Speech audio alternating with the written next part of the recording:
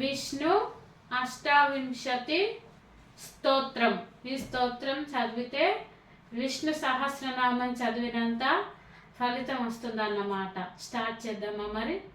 విష్ణు అష్టావింశతి స్తోత్రం.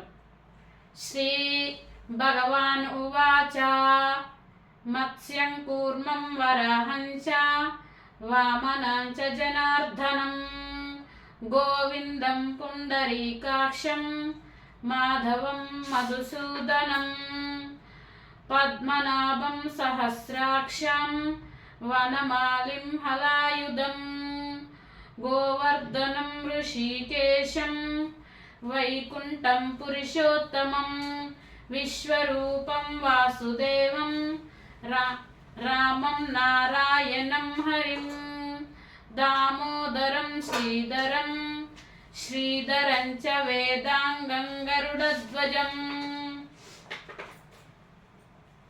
అనంతం కృష్ణ గోపాలం జపతో నాస్తి పాతుకం. ఫలశ్రుతి.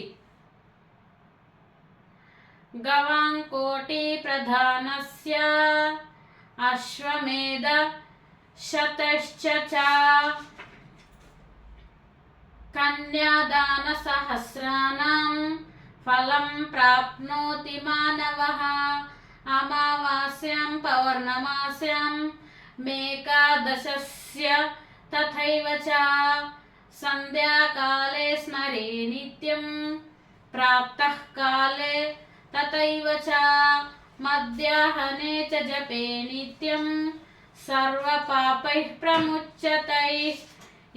ఇతి శ్రీ అష్టావింశతి స్తోత్రం సంపూర్ణం.